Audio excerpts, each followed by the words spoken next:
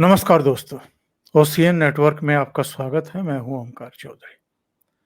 उपराष्ट्रपति जगदीप धनखड़ साहब थे जयपुर में और वहां उन्होंने एक बेहद महत्वपूर्ण बयान दिया है। इसको लेकर के सोशल मीडिया पर जैसा यूजुअली होता है, लाठियां भांजी जा रही हैं, तरह तरह की बातें की जा रही हैं। कहा जा रहा है कि जी आप देश के उपराष्ट्रपति हैं, आपको तो इस तरह का बयान नहीं देना चाहिए, अपनी पद की गरिमा का तो ख्याल रखो। लेकिन उपराष्ट्रपति ने क्या गलत बात कही है? उपराष्ट्रपति ने जो कुछ कहा है, उसका अगर मैं जिस्ट आपको बताऊं, तो वो ये है कि इस देश में अब ऐसे बहुत सारे टापू बन गए हैं, ऐसे बहुत सारे इलाके बन गए हैं, जहां के चुनाव परिणामों का पहले से पता होता है कि परिणाम क्या आने वाला है। और ये उन्होंने एक खतरे की तरह बताया है। उन्होंने कहा है कि ये जो डेमोग्राफिक चेंज हो रहे हैं, तेज गति से चेंज हो रहे हैं, इसके परिणाम हम दुनिया के कई देशों में ऑलरेडी देख चुके हैं और वहाँ के जो मूल नागरिक थे, वो भुगत चुके हैं। और इसको उन्होंने कहा है कि ये किसी परमाणु बम से कम खतरनाक नहीं है, जो डेमोग्राफिक ये चेंज हो रहे हैं और राजनीतिक किले बन रहे हैं। मैं आपको 3 उदाहरण देता हूं जो अभी हाल में हरियाणा में चुनाव होकर के निपटे हैं। एक पुनाहना सीट, एक फिरोजपुर झिरका सीट और एक नूह। आप ऑनलाइन जाइए और जरा चेक करिए कि इन क्षेत्रों में जो प्रत्याशी थे अलग-अलग पार्टियों के, वो कौन थे और जो जीते हैं उनके और जो हारे हैं उनके बीच में कितना बड़ा फासला था। वो आप कहेंगे, मैं उसके कुछ दस्तावेज आपको दिखा दूंगा, चुनाव परिणाम जो हैं वो दिखा दूंगा। आज इस मुद्दे पर चर्चा करेंगे। इसके अलावा योगी आदित्यनाथ और धामी साहब ने, 2 राज्यों ने जो घोषणा कर दी है कि ये थूक जिहाद है, इस पर अंकुश लगाने के लिए वो जल्दी ही कानून लेकर के आएंगे और बहुत बहुत सख्त कानून लेकर के आएंगे।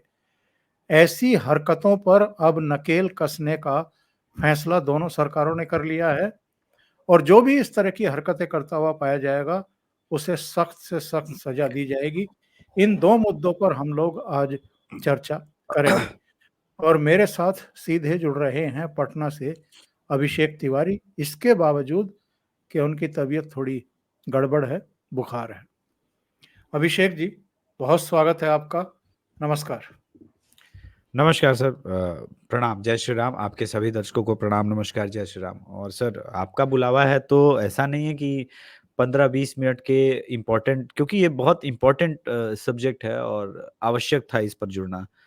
जो उपराष्ट्रपति जी ने कहा है, मैं अक्षरशः सहमत हूँ और इस पर तो आप ऑलरेडी जानते हैं कि मैं इसी तरह के मुद्दों को अपने चैनल पर रखता हूँ और ये बहुत गंभीर बात है कि इस देश में बदलती हुई डेमोग्राफी पर लगातार अलग-अलग लोगों की राय को एकदम आंख बंद करके उसको नजरअंदाज किया गया। 1999 के दौरान बंगाल के उस वक्त के गवर्नर साहब ने बंगाल के अंदर बढ़ती हुई डेमोग्राफी जो चेंज है उसकी गंभीरता पर बातें की थी, लेकिन कोई नहीं सुना। आप सदन के अंदर ममता बनर्जी का ऑन रिकॉर्ड है बांग्लादेशी इलीगल इमिग्रेंट्स के इन्फिल्ट्रेशन को लेकर के 2005 में, 2003 में, समय समय पर देखिए, ममता बनर्जी सत्ता के हाथों जब कॉम्प्रोमाइज हुई तब हुई, किंतु उनकी शुरुआती राजनीतिक दौर में उनकी शुरुआत का जो स्टैंड था वो यही था कि इलीगल बांग्लादेशी इमिग्रेंट्स को भगाना आवश्यक है। लेकिन जब वो सीएम बनी तो वो समझ गई कि लॉन्ग टर्म में सत्ता में रहने के लिए मुसलमानों को अपने पक्ष में लेना है, तो इस टॉपिक को भूलना पड़ेगा। अब ये कितना खतरनाक है कि आपकी मूल विचारधारा को सत्ता के लिए कॉम्प्रोमाइज करा देते हैं। लेट मी स्लाइटली जी, अपनी बात पूरी करिए। अब ये इसीलिए मैं कह रहा हूं कि परमाणु बम तो समाप्त करता है, ठीक है। लेकिन जो आपकी विचारधारा को मार दे, आपके विचारों पर हावी होकर के थोपने का जो एक सिस्टम है, वो तक हो जाए, तो ये ज़्यादा डेंजरस हुआ। तो और ये कोई ऐसी बात नहीं है, इस वक़्त झारखंड इलेक्शंस हो रहे हैं और हेमंत बिश्व शर्मा जी सबसे अधिक वहाँ पर सभाएँ कर रहे हैं, जैसे कि यूपी के मुख्यमंत्री योगी आदित्यनाथ जी को हरियाणा का दायित्व दिया गया था, सबसे अधिक सभाएँ उन्होंने की। उसी प्रकार से झारखंड में हर दूसरे दिन हेमंता बिश्व शर्मा रहते हैं और वही मुद्दे को पकड़ा जा रहा है, डेमोग्राफी चेंज, और आदिवासियों में धीरे-धीरे उस बात का रोष है। एक चीज़ जो बदला है इस चीज़ को लेकर के, इन्फॉर्मेशन का जो स्पीड है वो बहुत तेज़ हो गया है सोशल मीडिया के आने की वजह से। और ये एक जो चेंज है, हिंदुओं को अवेक कर रहा है और बहुत अधिक इसी वजह से आतुर कर रहा है। मुझे याद है आप मेरे चैनल पर आए थे और जब आपने कहा था कि Haryana is not a cake walk for Congress, तो बहुत सारे एक्सपर्ट ने कहा था ये ओमकार सर तो यूं ही बोलते रहते हैं, इनका हिसाब चले तो ये हर बार बीजेपी को जीता है। लेकिन आपने उसमें लॉजिकली एक बात कही थी कि जितनी आसानी से जो कहा जा रहा है कि एक कम्युनिटी गोल बंद हो रही है और दूसरी कम्युनिटी गोल बंद नहीं होगी, तो ये टेक्निकली होता नहीं है सोसाइटी में। बिल्कुल। और और ये सर आपके एक्सपीरियंस की वजह से, चूंकि आपने, एक है ना वो कहावत की धूप में तो बाल सफेद हुए नहीं, वो एक उम्र का भी तो एक्सपीरियंस होता है। अब मैं वही बात आपके दर्शकों को कहना चाह रहा हूं कि एक कम्युनिटी डेमोग्राफी चेंज कर रही है तो दूसरी कम्युनिटी पहली बार अब मुझे जगती हुई नजर आ रही है, तेजी से बात होने लगी है हर माध्यम से, छोटे मोटे जो सोशल मीडिया पर इन्फ्लुएंसर वो भी इस बात को गंभीरता से समझने लगे हैं। अगर इस चीज पर सख्त से सख्त जल्दी कार्रवाई नहीं हुई, तो मुझे संदेह है और मैं उस दिन चाहता हूं कि वो दिन भारत में कभी ना आए। लेकिन अगर आया, तो इस देश में उन लोगों का जो मनसा है 2047 वाला जो पीएफआई मॉडल आपने देखा था, हालात रोहिंग्या से उनके लिए बदतर होंगे। आप कितने भी किलेबंदी बना लीजिए, क्योंकि किसी कम्युनिटी के खिलाफ अगर बाकी कम्युनिटी एक हो जाएगी ना, तो कहानी में बहुत जबरदस्त ट्विस्ट आता है। बिल्कुल हरियाणा के इलेक्शन की तरह रिजल्ट होगा। जी। उपराष्ट्रपति ने क्या कहा, जरा एक बार दर्शकों को सुनवा देते हैं, बस 1 मिनट का ही उनका ये। Elaborate. Let me slightly elaborate. Demographic dislocation is turning out to be fortress of political impregnability in the democracy when it comes to elections in some areas. We have seen this change in the country. So much is the demographic change that the area becomes a political fortress. Democracy has no meaning. Elections have no meaning at all. Who will be elected turns out to be a foregone conclusion. And this area in our country, unfortunately, friends, is increasing. We must be alive to this danger. We owe it to our future generations that this civilization that has ethos of 5,000 years, its essence, its sublimity, its spirituality, its religiosity cannot be allowed to be destroyed before our eyes. उपराष्ट्रपति ने जो कुछ कहा है उसका प्रमाण भी मैं आप लोगों को दे देता हूं हाथों हाथ। ये पुनाहाना का देखिए रिजल्ट 2024 हरियाणा का जो अभी-अभी होकर के निपटा है। इसमें अगर आप थर्ड नंबर पर देखें मोहम्मद इगलास, इनको मिले हैं एक तरफा वोट 85,300। और यहाँ पर भारतीय जनता पार्टी ने भी मुस्लिम कैंडिडेट उतारा था, उसको कितने मिले हैं? 5,072। दूसरे नंबर पर इंडिपेंडेंट रहा है, उसको मिले हैं 53,384 वोट। दूसरी सीट देखिए नूह, यहाँ पर देखिए आप आफताब अहमद को, उसको मिले हैं जो इंडियन नेशनल कांग्रेस का है 91,833 वोट। और जो फिर बाद में हैं जितने हैं उनके आप वोट देख लीजिए। जो सेकंड आया है उसको 44,000 है, जो इंडियन नेशनल लोक दल का है। यहाँ सबको मिला लेते तब भी कुछ नहीं होना था। हाँ, कुछ नहीं था। यहाँ पर आप भारतीय जननायक जनता पार्टी को देख लीजिए, भारतीय जनता पार्टी को केवल करीब-करीब 16,000 वोट मिले हैं और ये तीसरी सीट फिरोजपुर झीर का। यहाँ पर आप देख लीजिए साहब, मामन खान को मिले हैं 1,30,497 वोट और जो सेकंड नंबर पर रहा है भारतीय जनता पार्टी का, उसको 32,000 कुछ वोट मिले हैं और बाकी सबको, जो इंडियन नेशनल लोकदल का है, 15,000 के आसपास और बाकी तो सबको सैकड़ों में मिले हैं। ये बताता है कि बहुत सारे इलाके इस देश में अब मिनी पाकिस्तान जैसे बन गए हैं। ये कितना खतरनाक होता जा रहा है, आप अंदाजा लगाइए। मेवात में जो दंगे हुए थे, जो शोभा यात्रा को टारगेट किया गया था, उससे पहले एक घटना हुई थी। उस इलाके में साइबर क्राइम करने वाले कई गांव जो हैं वो अलाइव हो गए थे। वहाँ पर छापेमारी की गई थी। उसका भी एक गुस्सा था कि हमें इल्लीगल काम क्यों नहीं करने दिया जा रहा, देश को लूटने क्यों नहीं दिया जा रहा, साइबर क्राइम के ज़रिए, ऑनलाइन फ्रॉड के ज़रिए। और वहाँ जिस तरह की हालात थे और मामन खान का जो बयान आया था कि ज़रा हमारी सरकार आने दीजिए, हमने सबको पहचान लिया है, या तो आपको ये मेवात का इलाका छोड़ना पड़ेगा या हम आपका काम कर देंगे। खुली धमकी, एक सिटिंग एमएलए और फिर से चुना गया वो आदमी। तो जो उपराष्ट्रपति कह रहे हैं वो क्या गलत है? नहीं, कोई गलत नहीं है। आप देखिए कि मेवात के अंदर कई ग्राउंड रिपोर्टिंग हुई है जिसमें रोहिंग्या मदरसे चला रहे हैं, रोहिंग्या इतनी तादाद में वहाँ पर शिफ्ट हो गए हैं। ये कैसे हुआ? और देखिए, ये 1-2 वर्षों का है नहीं सर। ये एक इनकी सतत प्रक्रिया है और दुनिया के हर देश में ये ऐसे ही करते हैं। आपको याद होगा एक समंदर के किनारे सीरिया का वो बच्चा लेटा, मतलब मृत जो पाया गया था। अब आप बताइए वो मृत समुद्र के किनारे कैसे पाया जा सकता है? उसके क्या-क्या कारण हो सकते हैं?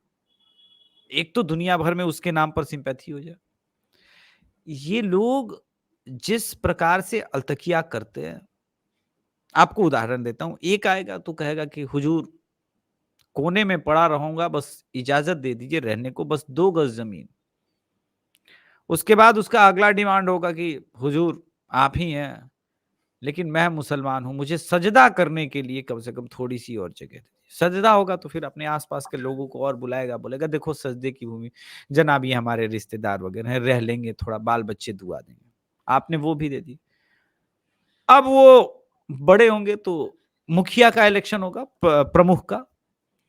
अब वो कहेंगे कि जनाब हम लोग 10 घर हो गए हैं और 10 घर की वोटिंग की कीमत होती है। प्रधान तो आप ही बनेंगे हुजूर, लेकिन इतने दिनों से सेवा की है। अब वो 10 घर समझ लीजिए 30 घर हो गया। उसके बाद कहेंगे कि अब तो हमारा भी प्रधान ही बनना चाहिए, हम प्रधान बनेंगे, वहां वो बने। इसके बाद वो इसी प्रकार से उनकी डेमोग्राफी बढ़ेगी, कहेंगे विधायक भी अब हम ही चुनेंगे। उसके बाद आपको किस प्रकार से, देखिए इस्लाम कोई, मैं रिलीजन नहीं मानता, इस्लाम एक राजनीतिक पंथ है जो राजनीतिक रूप से पूरी दुनिया को कॉन्कर करना चाहता है, जिसका अल्टीमेट लक्ष्य गजवाए आलम है, फंडामेंटल ऑफ इस्लाम। और गजवाए आलम कब होगा? जब गजवाए हिंद होगा। क्योंकि गज हिंद की धरती को अगर कैप्चर कर लिया तो पूरी दुनिया को ये कैप्चर कर लेंगे। तो अल्टीमेट गोल वो है और उसके लिए ये डेमोग्राफी चेंज, सारी चीजें, साम दाम दंड भेद सब चल रहा है। दुर्भाग्य ये है कि भारतीय जनता पार्टी को छोड़ करके सारी पार्टियों को इन्होंने अपना वोट का गुलाम बना लिया है और ये खतरनाक स्थिति है। जी अभिषेक जी, दूसरे विषय पर बढ़ते हैं। योगी आदित्यनाथ भारतीय जनता पार्टी के लिए इस एक तरीके से अब एजेंडा तय कर रहे हैं, ये हमने कई मामलों में देख लिया है। जी हरियाणा के चुनाव में उनकी बेहद महत्वपूर्ण भूमिका रही है। उन्होंने हरियाणा में भी जाकर के और हरियाणा से पहले उत्तर प्रदेश में भी ये कहा था कि बटेंगे तो कटेंगे। और इसका एक उत्कृष्ट और निकृष्टतम उदाहरण बांग्लादेश है, जहाँ हिंदू बटे हुए थे, असंगठित थे, कमज़ोर थे और वहाँ पर उनकी क्या दशा हुई है। और उनका इशारा लोकसभा चुनाव था, जहाँ पर आरक्षण छीन लिया जाएगा, संविधान बदल दिया जाएगा, जाति गणना की बात हो रही थी, खटाखट राजनीति हो रही थी और जो भोला-भाला हिंदू है वो जातियों में बँट गया और भ्रमित होकर के वो हो गया जिसकी किसी ने कल्पना नहीं की थी।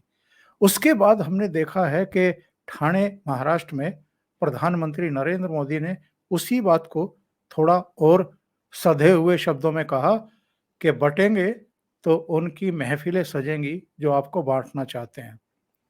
और उसके बाद संघ प्रमुख मोहन भागवत का भी हमने ये संदेश सुना, नागपुर में भी दशहरा के समय और दशहरा से 2-3 दिन पहले भी एक प्रोग्राम में। उन्होंने हिंदुओं को यूनाइट होने के लिए कहा, उनका आह्वान किया। और अब योगी आदित्यनाथ और उत्तराखंड के मुख्यमंत्री धामी साहब ने ये घोषणा कर दी है कि ये जो थूक जिहाद चल रहा है, इसको सबक सिखाने के लिए, इस पर नकेल कसने के लिए, ऐसे तत्वों को सख्त सज़ा दिलाने के लिए वो एक कड़ा कानून लेकर के आ रहे हैं। अभी फौरी तौर पर तो जो संकेत मिल रहे हैं, अध्यादेश लाएगी सरकार, उसके बाद उसको कानून भी बनाया जाएगा। ये जी। कितना बड़ा कदम है और कितना ज़रूरी कदम है। नहीं, ये बहुत बड़ा कदम है। देखिए कुछ दिन पहले मैंने एक शो में अपने चैनल पर एक बात कही थी सर, और ये मैंने कहा था कि जो लोग इतने दिनों से ये नैरेटिव चला रहे थे कि योगी आदित्य सेंट्रल लीडरशिप हटाना चाहती है, संघ का बैकअप नहीं है। सबसे अधिक सभाएं जम्मू में और हरियाणा में योगी आदित्यनाथ जी को मिलता है, वो इलेक्शन का टोन सेट करते हैं। और ये स्पष्ट है कि जो मोदी जी ने 2024 के चुनाव के रिजल्ट के बाद जिस प्रकार से उनके सर के ऊपर हाथ रखा था, योगी जी के सर के ऊपर, वो सिर्फ सिंबॉलिक जेस्चर नहीं था, वो कुछ और भी कहानी कर रहा था। और मैं हमेशा कहता हूं कि नरेंद्र मोदी जी ने ही अपना उत्तराधिकारी शायद संभवतः चुन लिया है, वो बार बार दर्शाते हैं। और अब आते हैं कि ये कॉन्फिडेंस कहां से आ रहा है योगी जी में।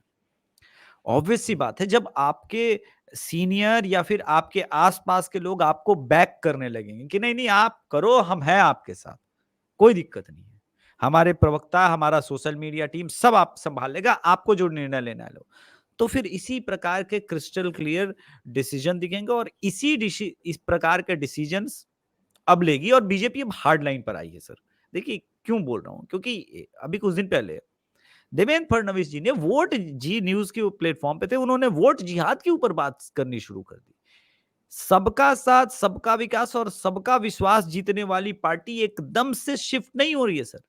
संघ प्रमुख के बात को, प्रधानमंत्री जी के, आदरणीय प्रधानमंत्री नरेंद्र मोदी जी के बात को अगर हम एक पैटर्न में देखें और उससे पहले योगी जी की बात को, तो योगी जी ने कहा उसको बैक किया जा रहा है। और आप देखेंगे कि ये जैसे ही अमेंडमेंट, ये अध्यादेश लेकर के जब योगी जी आएंगे, तो अध्यादेश लेकर के जब आ जाएंगे तो सुप्रीम कोर्ट में बात ही समाप्त हो जाएगी। और फूड के ऊपर सुप्रीम कोर्ट से लेकर के न्यायपालिका कर भी क्या पाएगी, क्योंकि सबको हक है शुद्ध खाना खाने का, इसमें कुछ नहीं कर पाएगी कोर्ट भी। लेकिन बड़ी बात यह कि अब योगी जी टॉपिक वो चुन रहे जो भारत की जनता इतने दिनों से डिमांड कर रही थी कि इस सब पे कार्रवाई हो, कानून बने। देखिए इंपॉर्टेंट सर पल्स समझना है, पीपल का पल्स। वो नोएडा दफ्तर के पत्रकार के लोग गए, हरियाणा के बारे में उल्टा सीधा जो कुछ भी बोलना था बोला।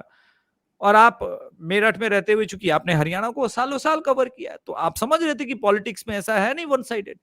तो ये जो दो अंतर है जो साइट का, वही राजनीति में भी सर है।